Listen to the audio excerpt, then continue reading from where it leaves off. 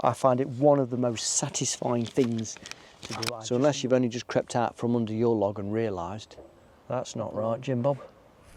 Our very first shiitake mushroom. One there. Ayup Woodlanders. We're back again on the sawmill this week. Thankfully, the clouds have gone, the rain has stopped, and we have a stunning autumn day. Just busy setting things up at the moment, but I just want to show you this. It's very exciting because it's autumn and it's the whole autumn fungi season. There's something very exciting that I need to show you, and you'll understand why in a moment. We have our very first shiitake mushroom. One there, two there, one very slightly nibbled there. But look at that. I'm going to harvest that in a minute.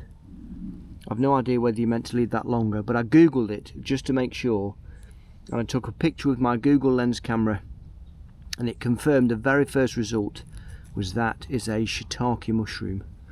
I'm excited, you're excited, the birds are excited. We have our first ever shiitake mushroom, and I've no idea what these are, but it's great to see them. It could be from the root systems where trees have come down. Either way, we love mushrooms. I think their shape and their organicness, I just think it's fantastic. I love it.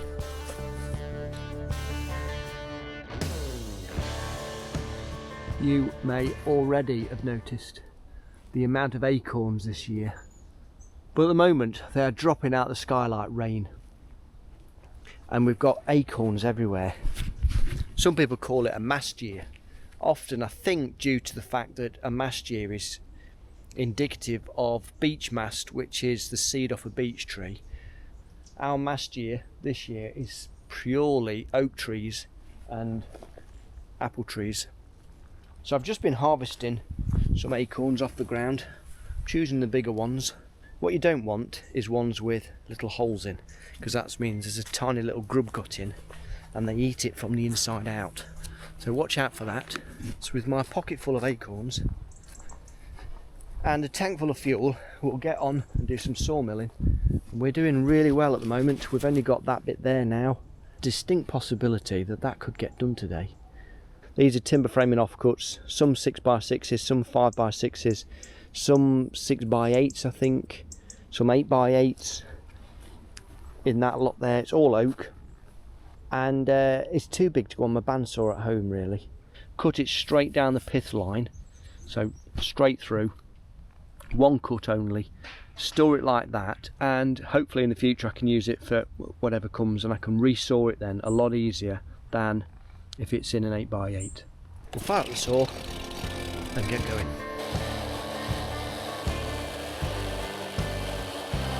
Bit of lilac from Melbourne Hall.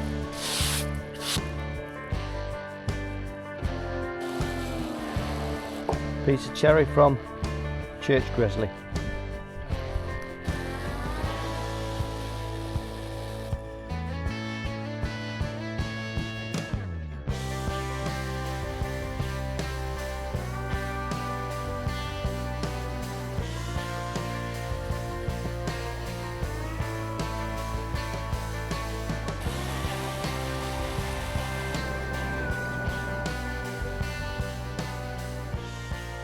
I've managed to get all of the big logs cross-cut, not cross-cut, planked, that's what I meant to say. And this is it. I've got oak, lots of cherry, a little bit of lilac there, and then more oak and more cherry, and I just lost track then after that, oak and birch and stuff. And then I had a quick experiment because I had half an hour. This timber framing oak, which is this lot here, I decided to just plank it in half so that it takes some of the tension out from the pith layer, and we've got some really nice chunks of wood. These will make great doorstops.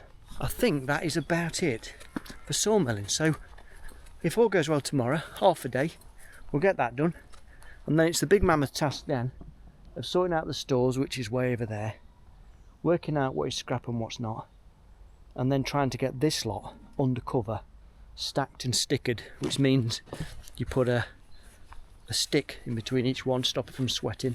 So we're just about to pack up, and I'll see you in the morning.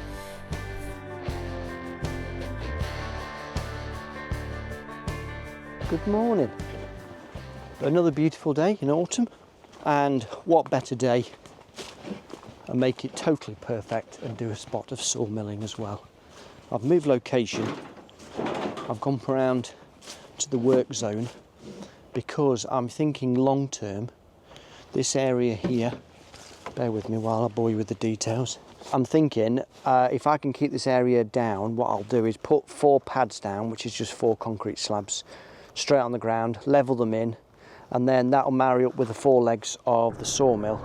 And that means that then when it comes to sawmilling time, I can just get it out, assemble it, pop it on the 4 pads, and then maybe this area here, we could have a storage for big logs. And it would mean then that big log can go on the sawmill and then go straight into the timber storage, which is just there. Look at those.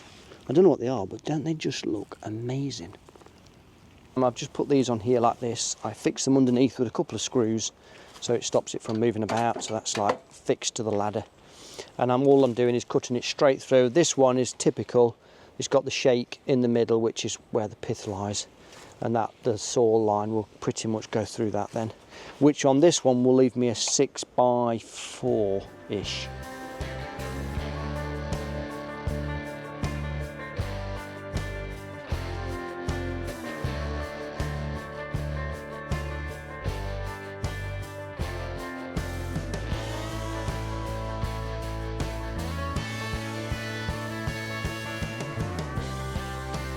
And we've got all of that, which is our timber framing offcuts, and there's quite a bit there. Turns out really nice when you cut it open. Look at that. Can't tell whether you can see the rays in it. But yeah, stunning bit of timber that is, for saying it's only timber framing stuff.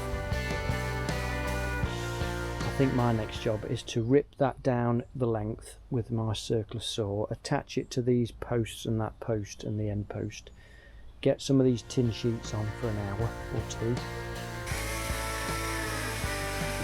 2. Battery's flat now.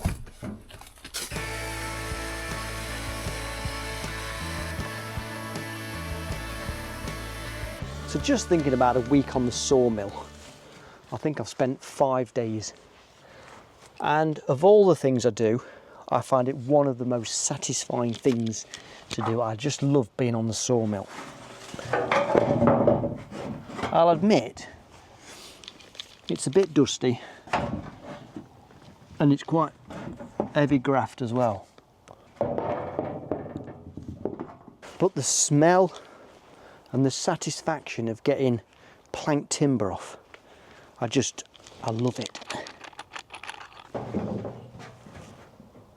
I've had the Logosol sawmill for about 10 years, I think now. It's one of the first things I bought when I got up here, and it was more of a whim thing, second hand. Yeah, I need a sawmill.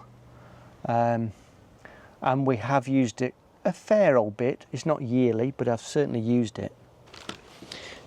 And I love band sawmills. But of course the challenge with those is you have to have them set up somewhere permanent. And that was always my biggest fear, is it's all right setting it up permanent. Oh, hang on, what's going on here? That's not right, Jim Bob. And of course, having something set up permanently up here with a petrol engine and all that steel and aluminium, I wasn't prepared to take the risk on several £1,000s worth of equipment lying outdoors in all weathers, and for every man and his dog to have a pick at. So those early days at the APFs I used to go to, I think one of them was in Lockerbie.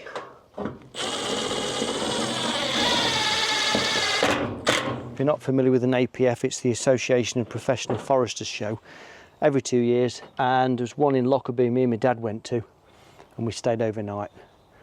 And we were like, how can we fit a sawmill into the work schedule, how can we afford one, where can we put it, will we get a regular supply of timber, how, and I couldn't commit to it, to be honest. My dad was all sort of up for it. He's a bit like me, he's a bit of a dreamer. But once I bought the woodland and realised I could get some timber out of here, not much, and I was still doing a fair bit of garden work at that point, I thought, you know what, I think a sawmill could work for me. And that's when I decided to go for the chainsaw sawmill one. There's a lot of wastage in it, you know, the kerf is twice as thick as a bandsaw, but you'll find that it's easier to sharpen. You haven't got as much expense. You can potentially use the chainsaw for other things. There's lots of fors with it, as many as there are against to a chainsaw mill. It works for me. Now you've seen it working. Maybe if you've got your own woodland, that sort of sawmill could work for you. And because I hate waste, the fact that I can use a sawmill to turn what might otherwise be just firewood into a plank that we can use in the workshop and Karen can draw on, well, that to me is a success.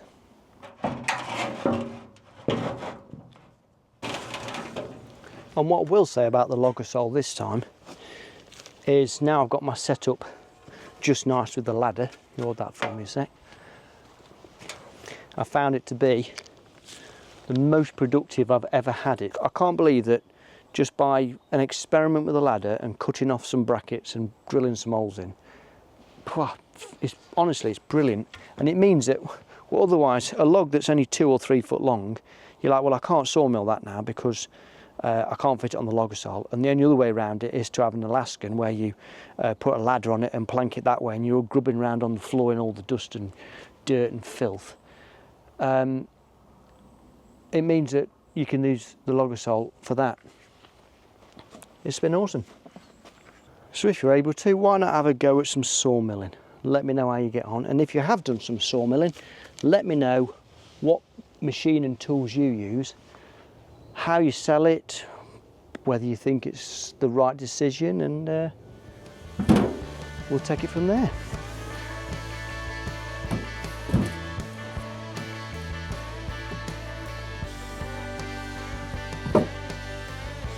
That is us done for today. I'll see you tomorrow for more planking sorting out.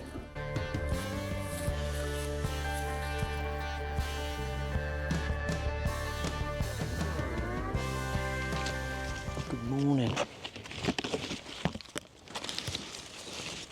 We have had the most amazing apple harvest this year. I don't think I've ever seen so many apples on trees. So unless you've only just crept out from under your log and realised, pop along to your local apple tree and see if there's any gleanings to be had. This apple, I was led to believe, was called a shoestoke pippin.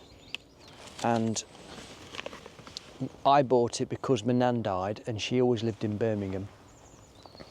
And I couldn't find anything native to Birmingham in the way of traditional apple orchard varieties. So the Shoestoke is a place, I think, somewhere near Tamworth, Birmingham-ish. And I thought, well, that's as near as I can get it. Crunchy, sharp, crossover style, eater and a cooker. So that tree over there was a lady called Dot. She died. But before she died, she says, can you dig that apple up because I don't like it? I says, yeah, sure, I'll put it up the woodland. And she said it was a Bramley, but there's nothing like it. It's this red, small red apple that you might just be able to see through there. This one here, I can't remember what it was called, but it was from down Suffolk way. There was a chap called Paul and he died. I just thought, well, I'll find an apple tree that was from his area, and we bought it, planted it, got his son to be involved in that. This one is the Nottinghamshire apple. These ones are nice. So we'll have a few of these out as well. And then we'll crack on and get some timber planks in the storage unit.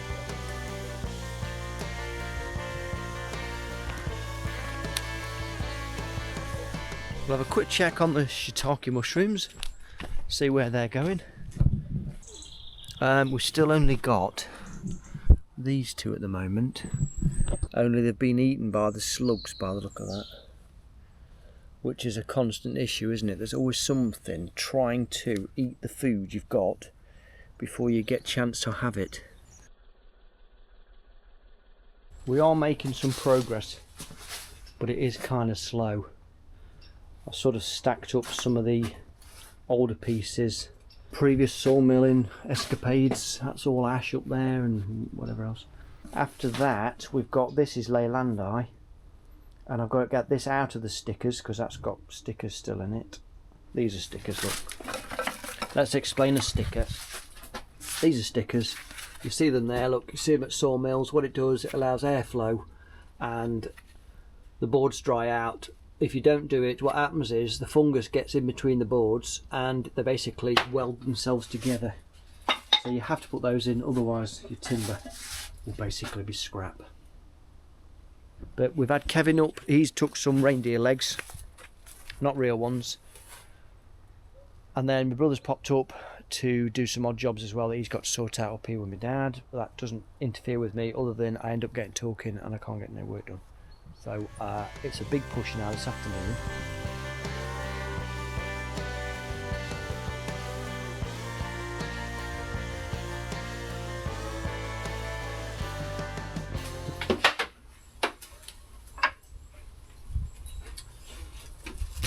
I am out of stickers and out of energy. And what we've got left is I've got a thin strip just there, and then I can fill this area up just in this bit, and then just in the foreground here where the chair is, it's about another 7 or 8 foot length, and I've got a lot of long ash planks and some chestnut, so I reckon we'll get all those in there. This, based on my usage, about 10 years worth of wood, so I've got to up my game, start selling. But in the meantime, I'm going to get the last few planks around here that I can manage before my body gives up. And I'll see you tomorrow. Good morning. Nipped into the workshop this morning. We have prepped all of the stickers ready for getting the rest of this wood in here and sorted. We've got the charcoal burner going because I was a little bit cold this morning and I thought, you know what, it's time to have another burn because I haven't had one for ages. This light jacket is no match for the bitterness of my attachments. Iron bracelets, clicking teeth, carving letters into dirty sheets. Origami paper, slow to unfolding. You are the wild geese, somehow consoling me. This holy labor, a kind of fascinating when you are near to me. I am the wild geese. Daisy!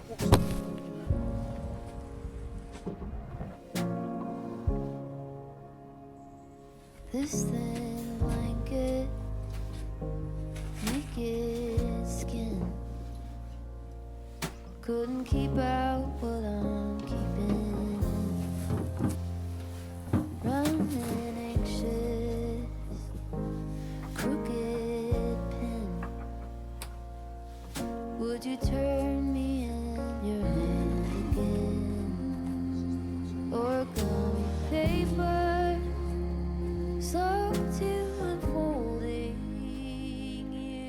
I'm so glad that's done. It seems to take forever.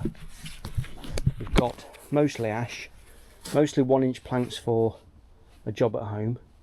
There's a little bit of sweet chestnut on there as well. It all got a bit murky because I've run out of stickers again.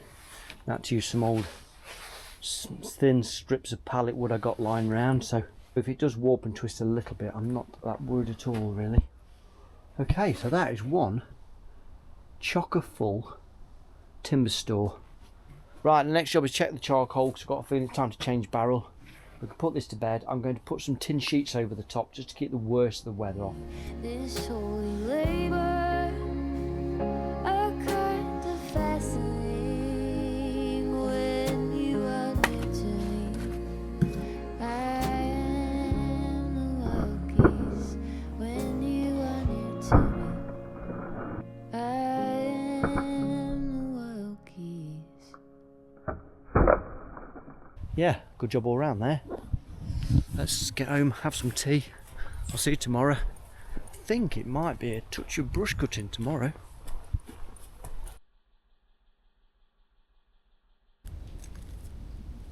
Good morning. Today is the next day after the previous day. And I've decided to pick some sloes because friends of ours, Colin and Rose, wanted some sloes for their gin. I don't like blackthorn because it spikes me.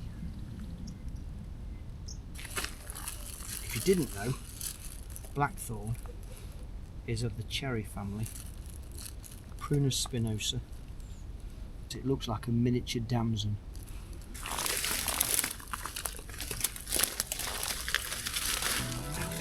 See what I mean? Savage stuff.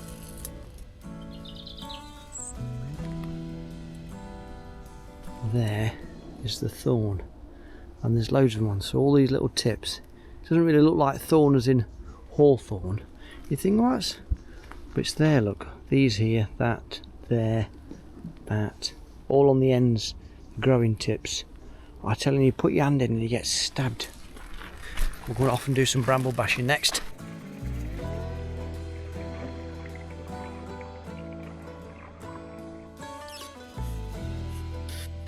Today I'm experimenting with a new steel shredder blade.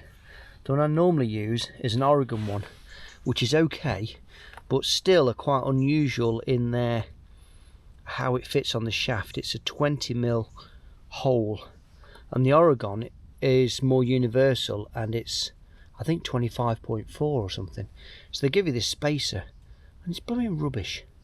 So I had to weld the shredder blade with a washer inside it so it fit on better, because every time I hit something it would knock out this washer.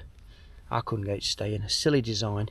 So we'll batter this to death, but this one's slightly different in its design to the Oregon because it's got swept back wings, whereas the Oregon one tends to come out straight. So we'll see whether it's any better or any worse, but at least it's made for the machine. So we'll be heading in that general direction. Is where the last block of ash is. I know you've seen all this sort of stuff before, brush cutting and bramble bashing and things like that. I won't bore you with all the details. The reason I do it is to make my life felling and extracting a lot easier. I'm on my own, I've not got a big kit, so we'll just spend a couple of 3 days on a little bit of a rotational cycle, so I don't have it bramble free. I'd like it bramble free, but I try and reason it out. We do some 1 year and some the next. So it means that there's always going to be bramble with some sort of fruit on for the wildlife. That's the plan. It always gives some things cover, gives nesting birds a chance, it allows rabbits and other things to find a little place to hunker down. So we don't want it bramble free, but we want it bramble managed.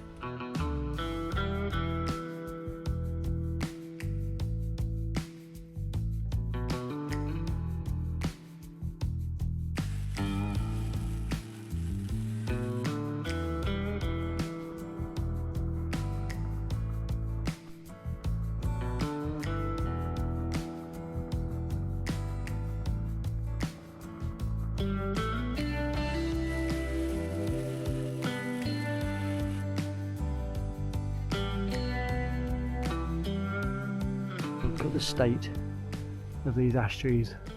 I know it's autumn now and the leaves are falling, but this thing here is just, they're all three of them next to each other, all dead. That one's dead, and then tops of the others are really grim. We'll just get one more tank full in before the end of the day. It's amazing when you're brush cutting away how many trees have survived and self-set in amongst the bramble.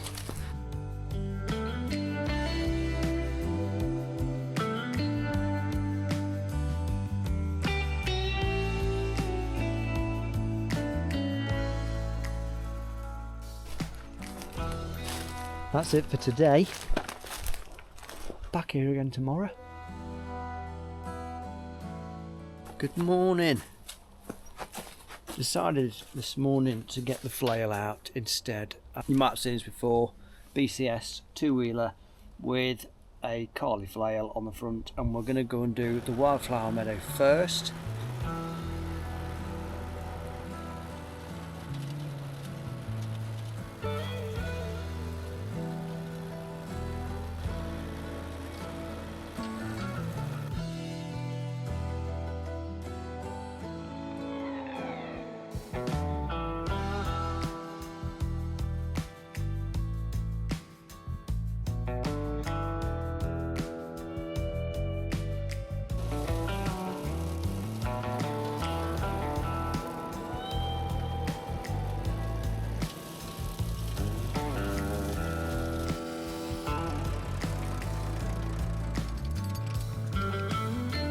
Get you out of the way of the noise.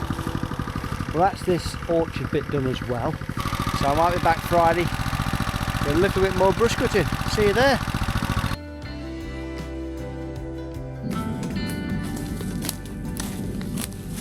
Just snuck up this morning for a quick brush cut. I haven't got much time actually, probably about a couple of hours. I thought if I can just get some of this knocked off. This is ash coppice that I coppiced about 13 years ago, just as ash dieback started to come in and become more well known, and everyone said ash dieback will affect coppice even more so than standing big trees, and of course it does. When it regrows it just knocks it right back. So a lot of this is dead now, or all nearly dead. So gradually what I've done is let things self-set. I just go around with a brush cutter so I can see the new saplings coming up, and I just let anything come up, birch, oak, anything that's in there, I just allow it to grow. Sometimes I'll put a little tree shelter around it, more to mark it than to protect it, so I don't go and whack into it with the brush cutter. But while the leaves are still on, I can just about see where the new trees are. If I leave it another month, the leaves will drop and it makes it almost invisible. And that's about it for this woodlog. Thanks for watching. If you're able to, try and do something today that somebody will thank you for in 10 years' time. See you on the next one.